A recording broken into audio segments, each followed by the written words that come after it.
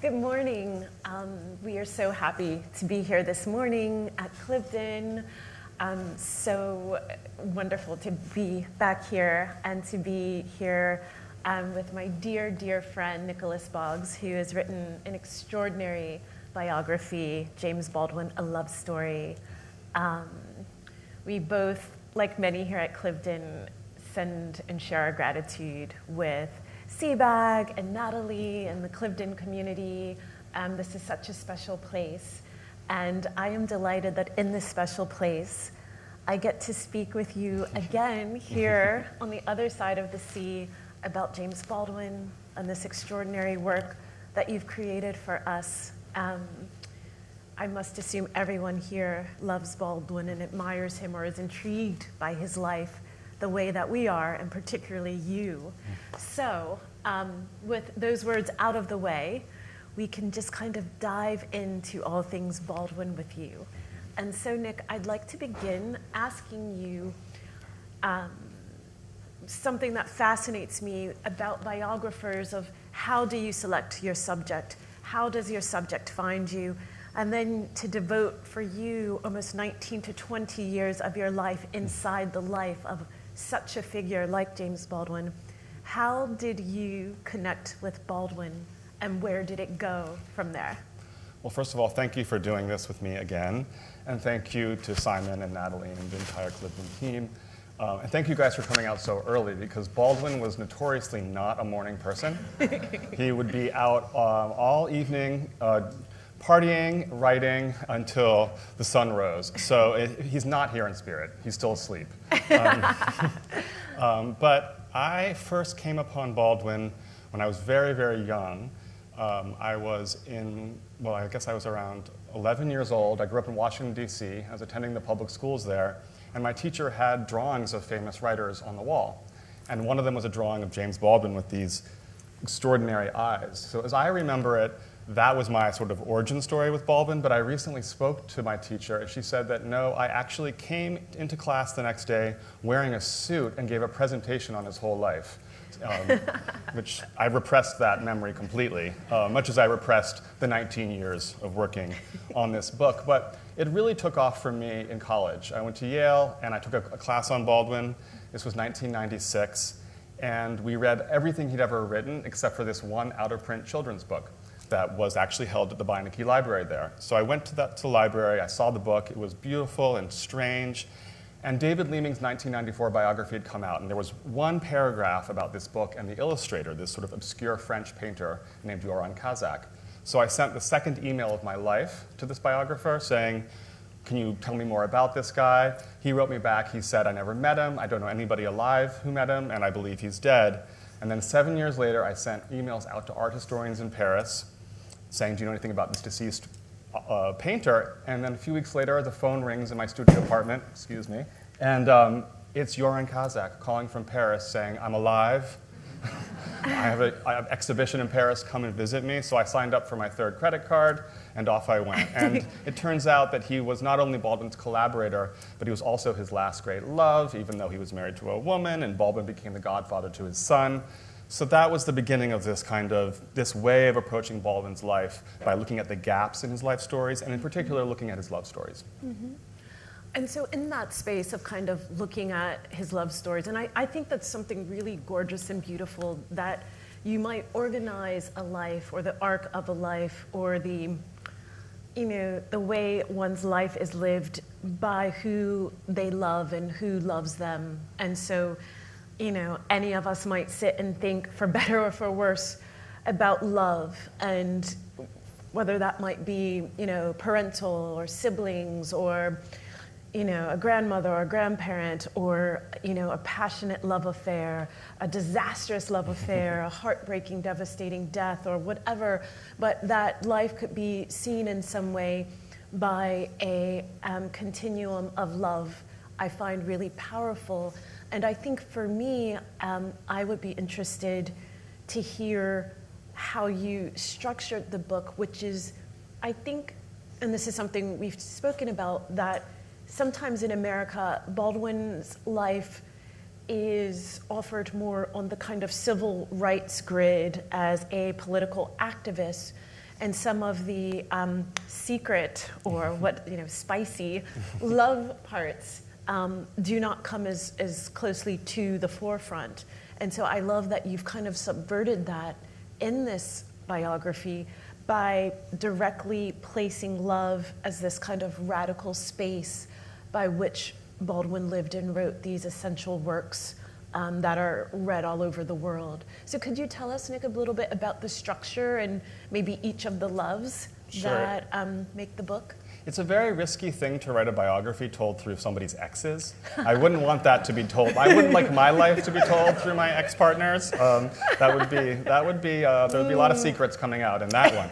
But the reason it organically happened that I chose this structure for the book. You can tell it's quite a long book. So it does tell his entire life story. It covers all the major events, the civil rights events, his time in Istanbul, his time in the south of France, his time in the south in the US. In London. In London, a little bit in London. But basically, once I realized I wanted to tell this final love story, I looked backwards. What were the other 3 or 4 major loves of his life? And I mean love in an expansive sense. And sometimes it's an erotic sense, sometimes it's a platonic sense. So for example, the first great love that I cover in the book is Buford Delaney, very, very brilliant Black American painter his paintings now sell for millions of dollars. But at the time that Baldwin met him, he was a starving artist in Greenwich Village. He was 37, Baldwin was 16. Baldwin was living in Harlem but working at a sweatshop after school, and a friend of his sent him over to his apartment, and he walked in and he was like amazed that a black man could be an artist. This was a revelation for him. And Buford Delaney introduced him to blues and jazz, which he wasn't allowed to listen to in his very religious household. And he taught him how to see the world. So there's a famous story that Baldwin tells about walking down Broadway in New York with Buford, and Buford points down at a gutter, and he says, "What do you see?" And Baldwin says, "I don't see anything." He says, "Look again." And Baldwin looks in the gutter, and he sees that in the dirty water, the buildings around him are being reflected back in these sort of beautiful colors. And it was a lesson in how to see the world as an artist, as a visual artist, but also as a writer. And so Baldwin said that even though they were not lovers, he was his spiritual father, as Baldwin called him. Yes. He said that no greater lover had ever held a brush. And his point was that to see the world as an artist, to approach the world as an artist, requires these kinds of acts of witnessing and these acts of love. So that was Buford. I can keep going, but you may want to linger on Buford because I know he's a favorite of yours. He is a favorite of mine. I won't linger on him right now, just okay. Conscious of our time. But I think Buford, I like that you have this, as you said, expansive sense of love, because I also know for Baldwin, his love for his family, his brother, his relationship with his mother. These were all things that really helped kind of, place him, you mentioned the religion aspect, and I think Baldwin's early days of being a boy preacher kind of in Harlem, in the pulpit, is one of the ways he was a great orator, a speaker, and he knew how to be in front of a crowd and kind of pull and push and tension and release, and his sentences undulate like that. I'm suddenly thinking of Giovanni's Room or Another Country or Fire Next Time. Fire Completely Next sermonic. Time. Right. Yeah, so I wondered if you would talk a little bit about Baldwin being aware of, you mentioned seeing this image of Baldwin when you were a child, and I remember when I was a girl at a very strict Catholic private school, I was the only person who looked like me in my class, and my teacher gave me Notes of a Native Son, and I thought, oh, she's giving me the book with the black person on it, but those eyes looked up at me, and I thought, she's just changed my life. And I wondered if you might talk about Baldwin's self-love of himself and how he faced a world that called him ugly and not attractive and not valuable and not worthwhile.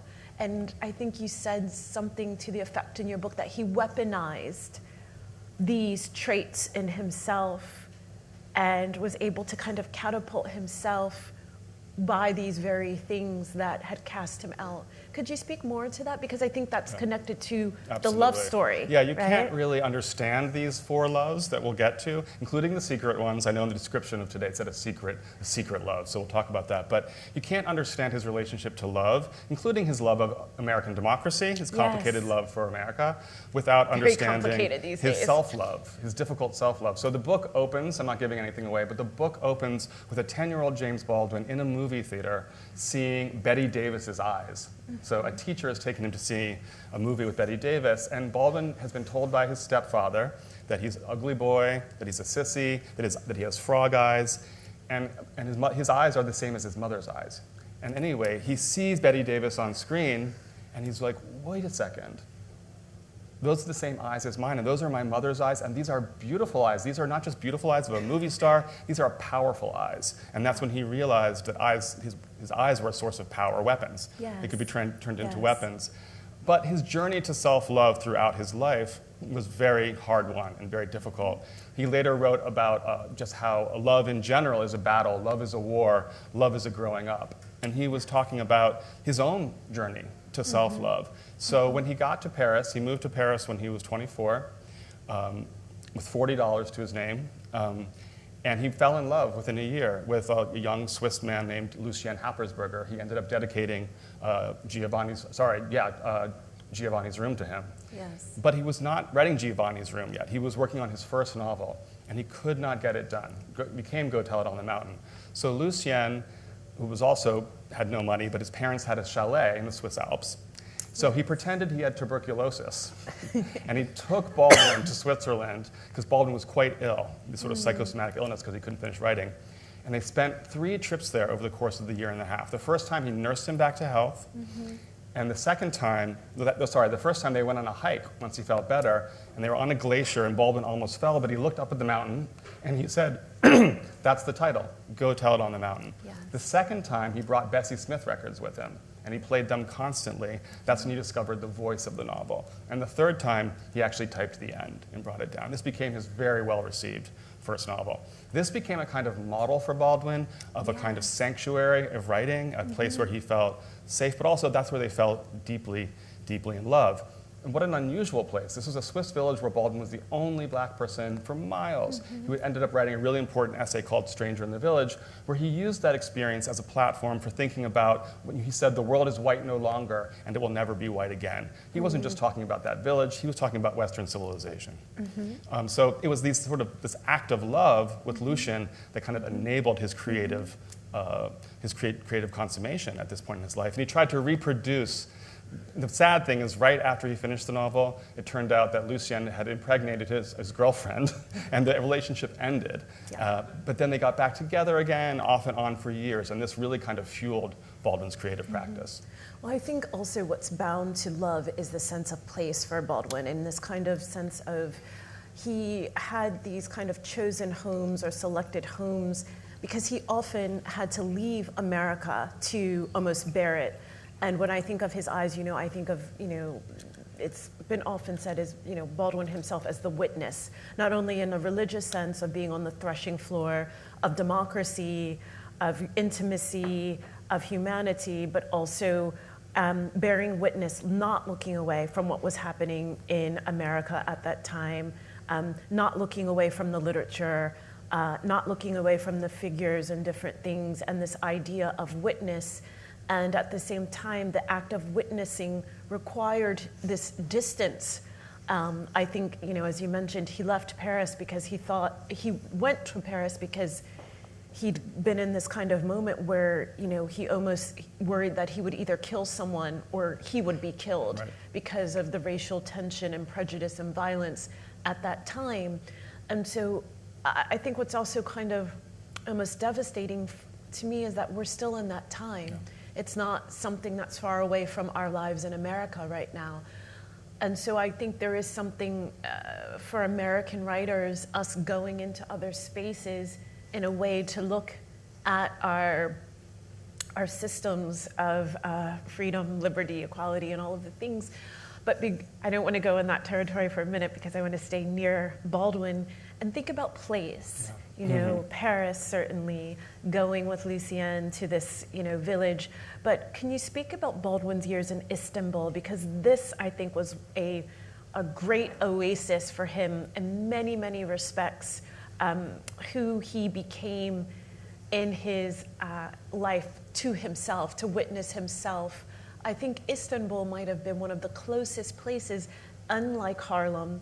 He never let go of America, but at the same time, for him to expand as James Baldwin, he had to detach from it in a way. And I think that's very profound when you think of writers and the sense of home, or being wanderers or migrants, or being displaced or exiled from what home is. Could you speak a little about that in the book? Sure, but I should start by saying that it was a very challenging research itinerary. I had to go to the south of France, I had to go to Tuscany, I had to go to Corsica, So and I had to sad. send Istanbul. But I did it.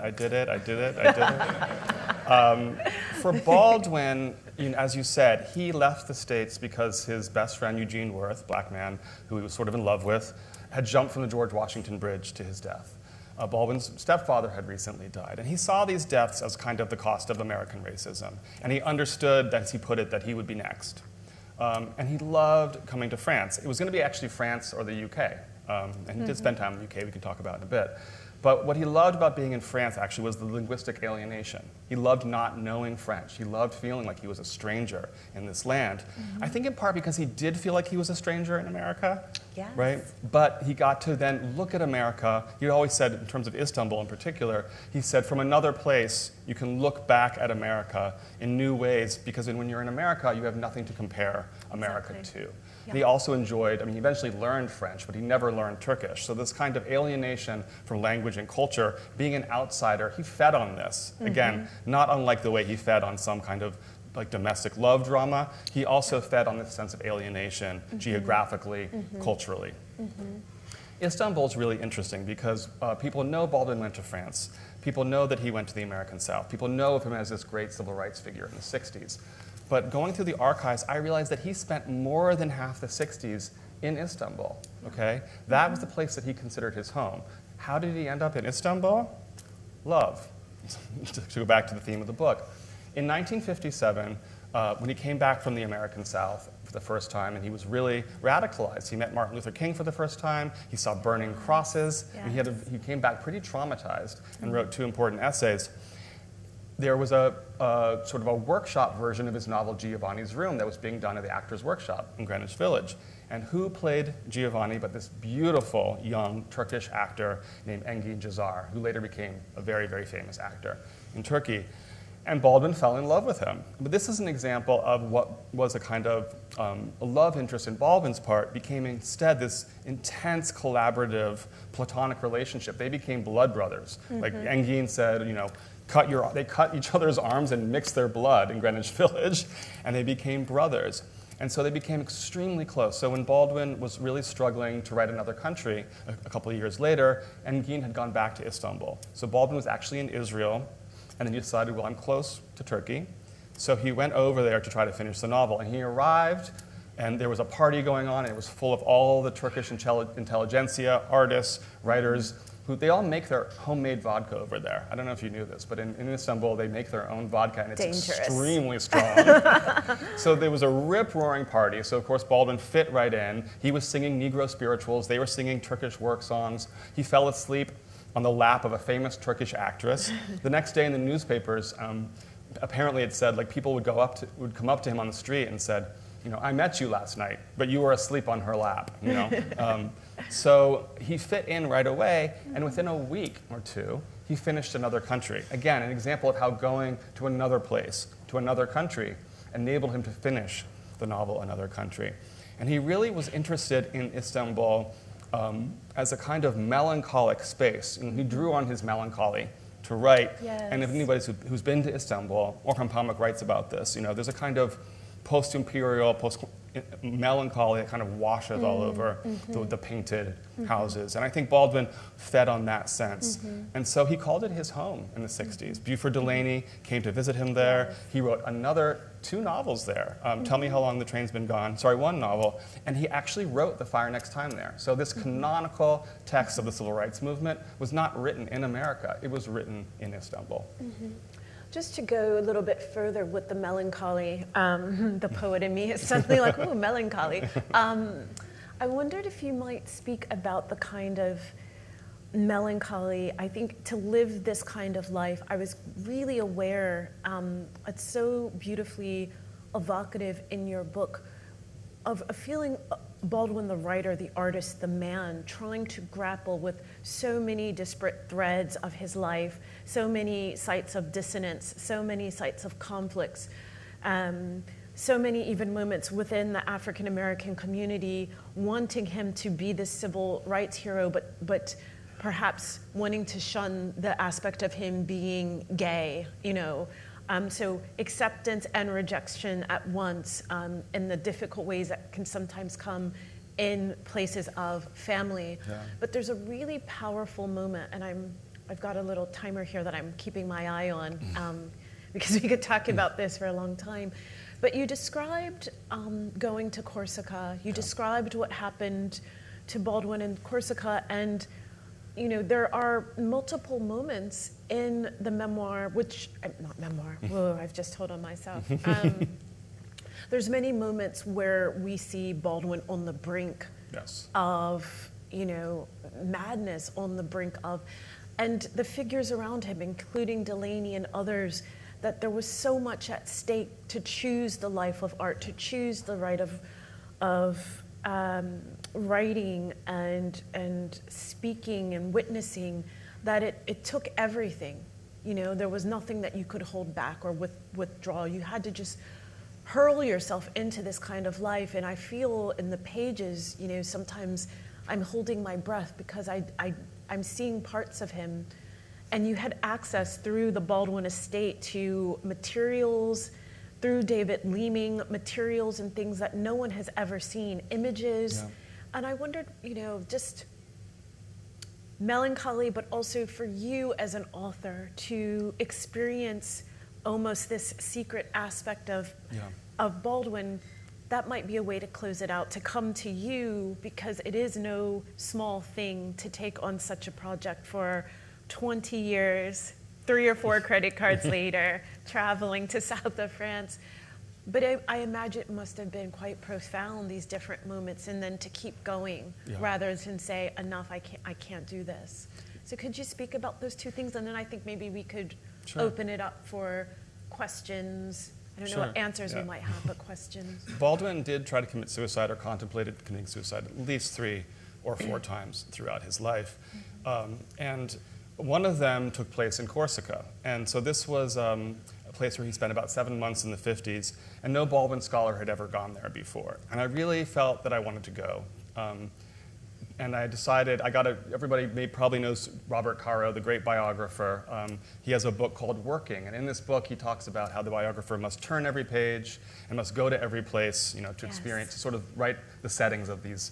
And I really wanted to go, but no one knew where the house in Corsica was. So I got the little fellowship from Bob Caro, and I decided to take my mother with me. And so we went and we found the town hall in Ile Rousse in Corsica, and somehow my mother found out the address where Baldwin had lived. This is what mothers can do.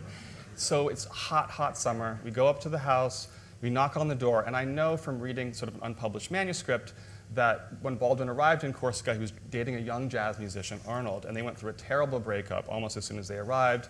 So that night, Baldwin climbed out onto a terrace. He was drinking brandy, and somehow, while still holding onto the brandy, he climbed over the terrace and jumped down a wall with the brandy and walked down to the waterfront and contemplated suicide. He thought of Virginia Woolf. He thought about putting, you know, stones, and then he went out into the water, still holding the brandy up, and he had a huge revelation that he had to go back to America and make this trip to the South, and that he had to write another country.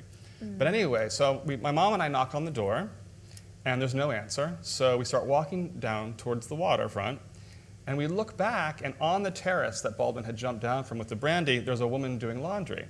So since I'm a fearless biographer, I jumped behind a tree. But my mother goes, "Bonjour, madame!" And up we went into the house, which had been unchanged since the time that Baldwin lived there. We spent an entire day there taking photographs, hearing stories. So I later saw Bob Caro and I told him, "There's one thing about writing a biography you did not include in your book Working. Always bring your mother." So that's just one example of places that I went that he had these very intense experiences. You know, the thing about Baldwin, just to put a kind of a point on it, is that he considered himself first and foremost an artist. I mean, he wanted to be a novelist. He was a novelist. This was his passion.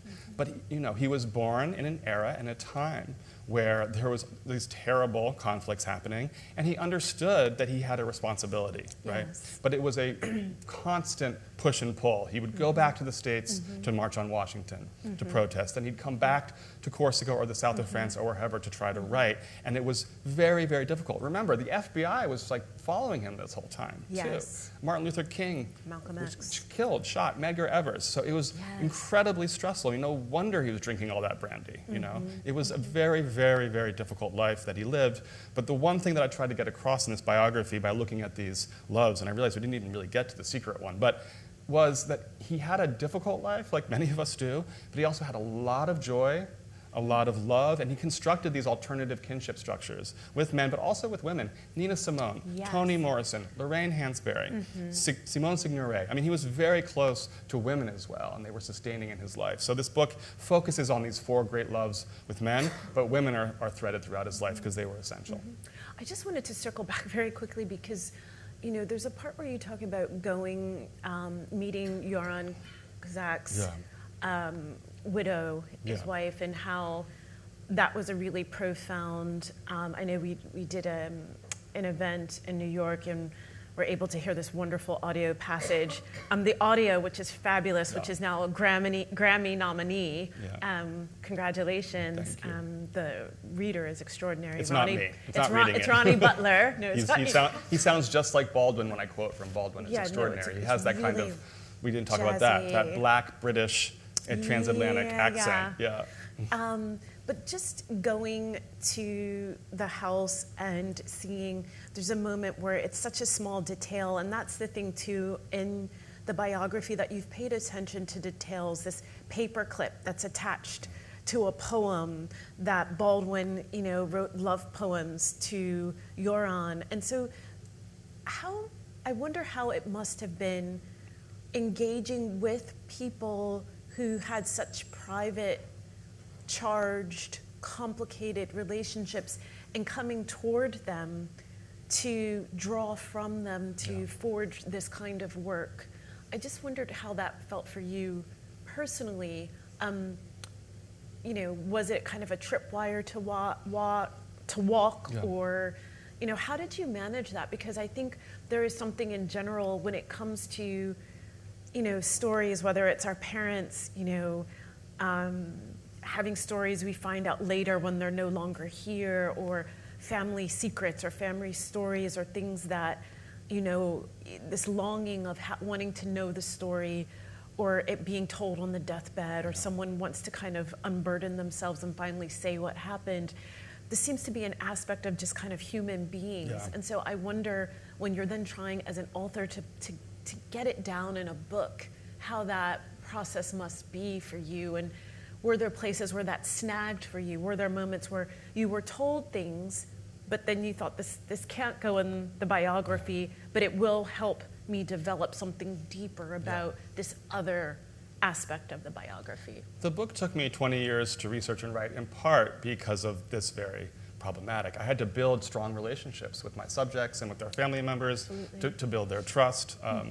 And so they would know that I was writing this book not in a salacious way, but because I really believed that love stories were at the center of Baldwin's life. All of his novels are love stories. His political writings, The Fire Next Time, he writes that only love will throw open the gates. If black and white Americans must come together like lovers to kind of truly understand each other, to kind of make freedom real. So love, it's not like I'm just looking at the love stories in a gossipy way. I'm looking at them because they really give us depth of understanding to Baldwin's life and work.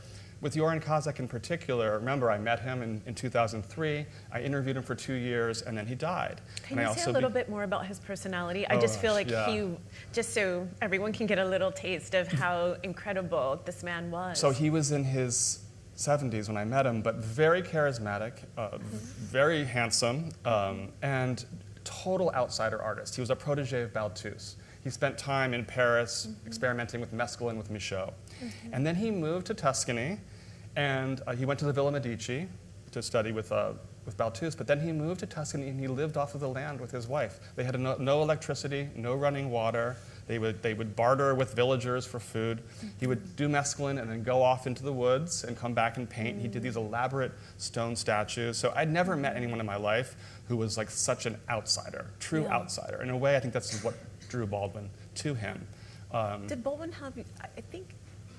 have one of his paintings on the wall when he died? Yes, you can see in my book, which is coming out in the UK in March from Bloomsbury, but it's already out from Farrar, Straus and Giroux. And there's a beautiful insert, color photos. And there's a photo that had never been seen before of Baldwin at his writing desk in St. Paul de Vence. And in the back, there's a Tuscan landscape drawing that Joran Kazak had done. And Baldwin wrote an essay about Joran's art. But I spent about 10 years trying to get Little Man, the children's book they did together, republished, which finally happened, and also interviewing other people who knew. Judith Thurman, the biographer, was a very close friend with the family. But after Little Man was brought back into print, I went to see Beatrice Kazak, his wife, in Tuscany. Again, I had to go to Tuscany, but I went. And I wanted to see if she had any letters or any documents that would give me more information about Joran. I had conversations with him about his love affair with Baldwin before he died, but I didn't get too much information. I wanted to understand things better. So, and nothing in the archive. There were no letters between them. So I hadn't really seen anything tangible. Yeah. So 2018, I go visit her in Tuscany, and we're in her bedroom overlooking the rolling hills of Tuscany, and she's put out like all these documents and art catalogs. And somewhere in there, we find a 7-page unpublished love poem that Baldwin wrote to him that she had not seen in 45 years. Wow. That's why there was this rusty metal paper clip. So of course I'm like, oh my God, I have to read this. But it was written in French, and my French is not very good because Joran Kazak didn't speak English, so Baldwin wrote it in French for him. So Beatrice Kazak, who had not seen this poem in 45 years, as the sun is setting over the Tuscan hills, she reads the whole love poem to me, translating it back into English. And it's this beautiful poem called Saturnia. Baldwin in the early 70s had gone with Joran to a hot springs called Saturnia. And afterwards, Baldwin had gone back to St. Paul de Vence, and Joran had returned to his family in Tuscany. And so Baldwin wrote this letter that is, this poem is all about waking up in the morning and wondering what he's doing. Have you brushed your teeth? Have you shaved yet? He writes about reading his horoscope and his horoscope. I know you guys have done that. I've done that at least. And it was really about this yearning, and it really sort of helped explain Baldwin's writing that infused so much of his fiction. And so when she finished reading it, I said to her, what are you feeling right now? Because imagine this. And she said, I feel reading this makes me sad for Jimmy, because eventually, after many years, he sort of chose, as often happened, he chose the wife and the family over Baldwin. So it was a really moving moment to kind of see the complexities of that love triangle and to kind of see in language, right, the texture of the relationship and the complexities of the relationship between these two men. No, I mean, it's just moving of this, just how complicated it would be. And when these figures are no longer here, there are those who are left to kind of tend to the archives, the letters, the materiality of one's life, and to give it a kind of space to accept it or not, or just kind of take it in, and at the same time just missing the energy and presence of such a person. But also, to the point of this isn't just uncovering the love story, the reason this matters is because Baldwin dedicated his novel, If Beale Street Could Talk. Maybe some of you saw the film that Barry Jenkins made. And this is a black heterosexual love story set in Harlem. Beautiful, beautiful book. But it's actually based on this interracial transatlantic queer love affair between Baldwin and Joran Kazak. And this just speaks to kind of the complexities of Baldwin's life and work, and how you have to look closely at the crossovers and also the divergences in order to understand the importance of, why did he write The Fire Next Time in Istanbul? Right? Because it gave him the perspective. You have to look at the places where he was and how that impacted, and the people he was with, and how that impacted his perspective. I mean, one of the things that it really impacted him too, and I think there's a lot of, and it's really important, Baldwin's relationship with theater, you know, Baldwin being very close to Marlon Brando, and he's out in Hollywood, and he's, in that time it would have been kind of extraordinary for, a Black American writer like Baldwin to be able in a way to kind of rise to this, Sammy Davis Jr., it's like kind of glamorous too, and he was very aware of that kind of glamour that followed him, and he could use it, and at the same time, there's a lot of reflection by Baldwin about fame. Yes. And I think it's quite interesting in that time where, Harry Belafonte is, helping him with civil rights activism, and Lena Horne, and that they knew that they had these roles, this moral presence, moral relationship that I find really interesting, because our lives and how fame happens, or moral sense, is very, very different. Yeah. I mean, there's no Instagram, for example, back then, but I wonder Baldwin's desire to see, and he struggled so hard to have works in the theater, and film in particular. That I just wondered, how was it for you getting archival material in reference to Baldwin's theater projects versus, drafts of materials for manuscripts and things. Yeah. And what do you think led Baldwin to theater? Do you think that began in the church as theater, or do you think, I know he had this teacher who took him to theater. She took him to see an all-black cast of Macbeth when he was just 11 years old, Wow. He wanted to be a playwright even before a novelist. In his junior high school yearbook, there's a picture of him, and his quote is, it says, "What do you want to be when you grow up?" It says, "Playwright," and underneath it he has a quote that says, "Fame is the spur, but ouch." So he wanted to be famous, but he kind of already knew that it was going to hurt. And fame did hurt, because he was so singular at that moment. There was this ridiculous idea back then that there could only be one great Black writer in America, right? So it was Richard Wright, and then Baldwin sort of displaced him, right? Yes. And that was when Baldwin came over and had that famous Cambridge debate with Buckley, which sort of even exacerbated that sense that this was the voice of Black America, and there could only be one. But in terms of theater, he was a great playwright. He wrote The Amen Corner, which was actually put on in London several times. Right. Got great reviews. Blues for Mr. Charlie. He directed Fortune in Men's Eyes, John Herbert, a Canadian playwright, in Istanbul. This is like a play about slavery in prison, and it was very controversial, but a huge hit over there. But the films is where he was greatly, greatly disappointed. In the late 1960s, he was writing the screenplay for Malcolm X for Columbia Pictures. And he went over there, and unfortunately, two terrible things happened. One, that was when he got the phone call that MLK had been shot and killed. And he was also having a horrible time working on this screenplay, because he wanted Billy D. Williams to play Malcolm X. But Columbia Pictures thought that the best person to play Malcolm X would be Charlton Heston. Oh my God. No wonder Baldwin, literally, wow. He tried to kill himself after that. He swallowed a bunch of sleeping pills.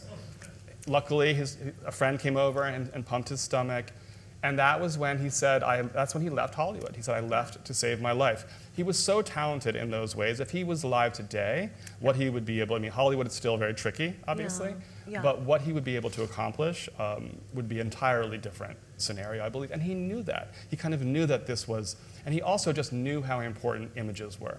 Yes. Right? Having grown up seeing Betty Davis, even though she wasn't Black, but the eyes, he understood. He wrote a book about the racism of Hollywood films, The Devil Finds Work. He understood how important it was, not just for young Black people to see positive images, complicated images, real images of Black life, but that white people needed to see that too. I mean, he always said, right, there is no Negro problem; it's a white problem, right? This is not something that Black America has to fix. This is something that white America morally has to take on themselves. Part of the problem is that white America was educated with these absurd images of what Black life and Black lives actually were. Right. So, I think he understood that even more than literature, I hate to say it at a literary festival, but he understood the power of drama and film to have a really wide impact on cultural reception. This reminds me too, Frederick Douglass was very, very aware in his portraits of himself that he was very intentional, and even Harriet Tubman too. They both knew that these images, Ida B. Wells as well, images of themselves were impactful and important. And, I'm also just thinking of images that Baldwin had went to school with, Richard Avedon. Richard Avedon was a great friend of his. And I love this portrait that Avedon has done of Baldwin. If you can see it, it's several. Really, Yeah, but there's a beautiful one in the book. It's the first one. Because Avedon's will only allow, if you're going to have an Avedon photo, it has to have its own page, by the way. It's not allowed to be with anybody else. No, I actually would agree with that. But I think I was wanting to ask you, there's a moment in the book where Baldwin has engineered, this really important political meeting. Oh, yeah. And wondered if you could describe that he knew he had to kind of bring the glamour. And I think they're meeting with the president, right? No, with RFK. With RFK. Can you yes. describe how he knew to have journalists come? He knew how to make it kind of this moment that then would be in, Life magazine at the time, or just it would be carried everywhere. And so I just find that fascinating that even then he was really aware of kind of optics, and that meeting was really essential. There's some gorgeous images of Lorraine Hansberry at that meeting and walking out on RFK. Lena Horne, So he had just appeared on the cover of Time magazine in 1963. So which Baldwin is just amazing. Was a massive celebrity, really. And this was before the Voting Rights Act, before the Civil Rights Act. Right. And RFK wanted to have a meeting to deal with, again, what he called the Negro problem in the North, because things were so bad in the South. He wanted to get together a group of prominent African Americans that Baldwin would choose to sort of help solve the Negro problem. Baldwin knew that they were so far from dealing with this problem. So what he did is he said, sure, I'll meet with you. And they met at his Central Park West apartment. But Baldwin, it was supposed to be kind of a secret meeting, but Baldwin was interviewed by the New York Times that morning about a play he was doing, Blues for Mr. Charlie, and he sort of snuck it in that this meeting was happening, okay? So next thing you know, there's media coverage. So he takes Harry Belafonte, Lena Horne, who hated flying. She flew all the way from Palm Springs for this meeting, and it was Lorraine Hansberry, who Raisin in the Sun was a huge hit on Broadway, so she was quite well known at this time, and she was quite to the left of even Baldwin. So they go into this meeting and they really are demanding that he takes a stand. The president, through him, the president takes a moral stand and makes the kinds of changes that did end up happening in terms of the legal changes. Really but RFK was so frustrated. It was a very dramatic meeting, but it was an example of how Baldwin was very, very strategic, right? He was an artist and a great writer, but he was very politically savvy as well. He knew that this would have the impact. However, there's a funny thing that happened afterwards. I think it was Zadie Smith who told me this, that she laughed out loud during the book because you have this very important stuff happening around the civil rights movement. And then Baldwin has this play, Blues for Mr. Charlie, that gets taken off of Broadway eventually. And Baldwin goes into a tizzy. He starts organizing and having all these protests as if this play were actually the March on Washington. So, he was passionate about his art. He was passionate about his politics, and they often crossed over in these ways. But he also had incredible visibility as a writer, as a black writer in particular, that had never been seen before in this country or probably worldwide. Yeah. Well, I just want to thank you, and everyone here will, I think, be thanking you once they get to spend time with this, for making so many aspects of Baldwin visible to us, immediate, present. I think it's just extraordinary that Baldwin continues to stay so close and immediate to so many people spanning continents, and that there's something in this passion and this expanded perspective of love, this kind of moral marrow, that feels the spirituality in him, that is just, personally, I wouldn't be sitting here without James Baldwin. I know that, neither one of us. But I just want to thank you, and for this work of 20 years, it's not nothing. We have about 15 minutes or so. We will be signing later. So if you have other questions, but if we could open it up for some questions now about the process, about Baldwin, about glamour. I don't know. I just, are there any questions? Yes.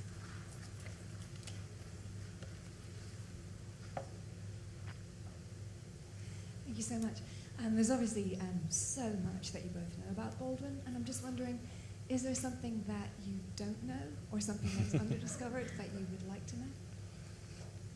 Well, what we don't know, but we think we know, is always the most interesting thing to me. But there's a lot that I don't know, in part because one of the challenges of this biography, like most biographies, is you're really dependent on the archives, right? And you're dependent on people being alive, and I was fortunate to find people, many people, who knew Baldwin. A lot of interviews that go into it. Baldwin's extremely voluminous papers, I mean, just huge amounts of them, were acquired by the Schomburg Center for Research in Black Culture in 2017. I got this book contract in 2018, so I was very fortunate to be able to use those archives. There are also many archives at the Beinecke Library at Yale. However, the several sets of letters are sealed for another 13 years, and we can't access them. And of course, I was not going to wait another 13 years on top of the 20. So these letters are actually letters to Buford Delaney. They're letters to Baldwin's brother David. They are the letters to Mary Painter. We didn't talk about Mary Painter, but she's obsessed with Mary Painter. So we can both talk about Mary Painter. Was this fascinating white American woman who Baldwin met in Paris. She worked on the Marshall Plan. She was an economist. She may have secretly been part of the CIA. That's something I don't know, that I'm very, very curious about, because Baldwin was part of this interesting world in the 50s where his first essays were being actually published by like kind of anti-communist propaganda magazines like Encounter. And his best friend was maybe part of the CIA. That's just a whole kind of espionage aspect that is not explored here. So we don't have access to her letters. We do have access to his letters to her at the Beinecke, and they are extraordinary. They are a huge part of my book because he writes about his writing process. He writes about his love life, how they're intertwined. He's writing from the American South when he's having these psychosomatic nervous breakdowns. But since we don't have her responses to these letters, it's very curious because, not to go into too many details, but there is an example where something really awful happened to her. Yeah. And it's one of the only times in the book where I kind of really questioned Baldwin's actions, because I thought he was very insensitive about, she was basically sexually assaulted. And I was like, wow, this was a really not a cool response to what happened to her. But without seeing her side of the letters, it's hard to really discuss that. Lucien Happersberger, the great love, those letters are sealed.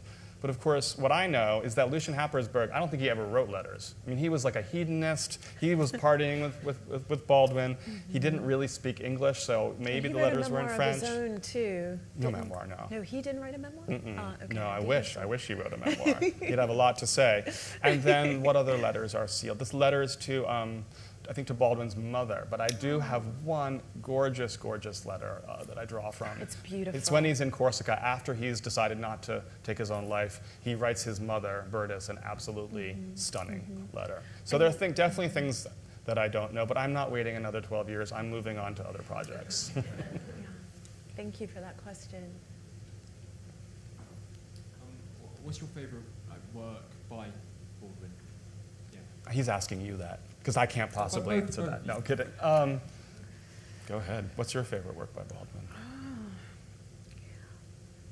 One that I've been looking at a lot, and it's not, I think it's almost peripheral, which is kind of, I'm always looking for the spaces that aren't kind of right in front of us with Baldwin. So Baldwin wrote this gorgeous small essay called, it's in Nothing Personal, that he collaborated with Richard Avedon. It's called Nothing Personal, and it's a kind of lyrical essay that's paired with Richard Avedon's photographs of kind of different things are happening. And it's just absolutely beautiful. It can be read in a sitting. And I think maybe because I'm a photographer as well as a writer, I love that there is this kind of visual and textual thing. After that, I probably would say Giovanni's Room, just because of when I read it and who I was as a young writer, that there was something in the longing and in that book for me that was very powerful.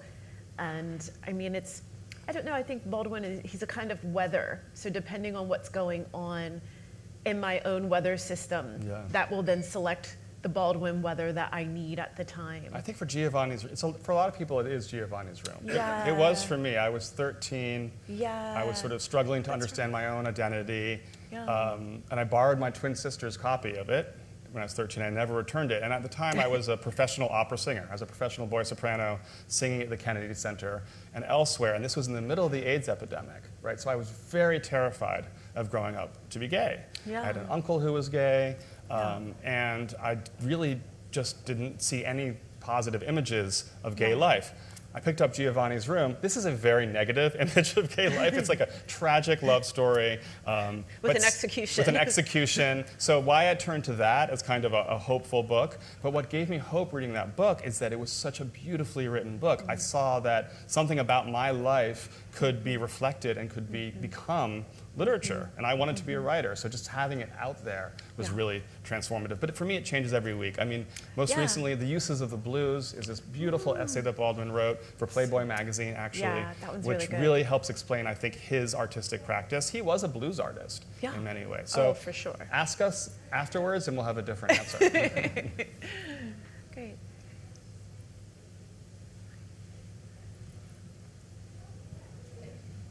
Thank you. So first of all, I think 20 years for a biography is appropriate, so congratulations for staying with it, and thank you for wonderful questions. And I've got my glasses on, forgive me. And this is the question I have. According to one critic, and forgive me for not remembering the name of the critic, biography requires collusion between the reader and the biographer in an excitingly forbidden undertaking, tiptoeing down the corridor to stand in front of the bedroom door and try to peek through the keyhole. Do you think that's what you've been doing? That sounds like Janet Malcolm to me, but I'm not sure it is. I mean, Janet Malcolm also says that biographers are thieves, that biographers are, all of that. But I love her writing, actually. And peeping through a keyhole, that's, I never did that. I never actually peeped through a keyhole, but I did. I mean, listen, when I discovered that paragraph about this love affair, of course, my interest was absolutely piqued. I wanted to understand Baldwin's intimate life, but it didn't become, as I said, it didn't become a book until I understood that it had these larger ramifications, these large implications. For many years, I tried to write just a shorter book about that one relationship, and it just didn't work. It didn't work until I understood that there was these larger questions of love in his life and his work and in his politics that sort of made a book. But I think intuitively, I kind of understood that, even back when I was just peeping through the keyhole. I think there was a sense that I knew that beyond that interest, because what that interest really is, I think, is it's not an interest in who was sleeping with who. It's an interest in humanity and in the human condition. And Baldwin so often is positioned as the civil rights icon, and we see him in sound bites or whatever, and he's not a human being, right? He's an icon.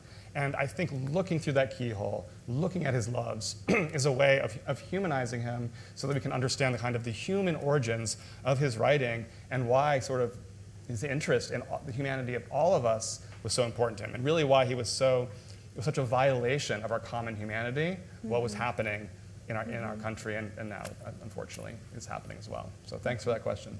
It's a great question. Any other questions? Except when can we start reading this all over again? Well, we have a few. I think we have a few copies here of the FSG edition. We do. And some advanced review copies for anybody who wants to review the book, perhaps. Yes. Well, thank you so much for joining us. Thank you. Thank you. Thank you.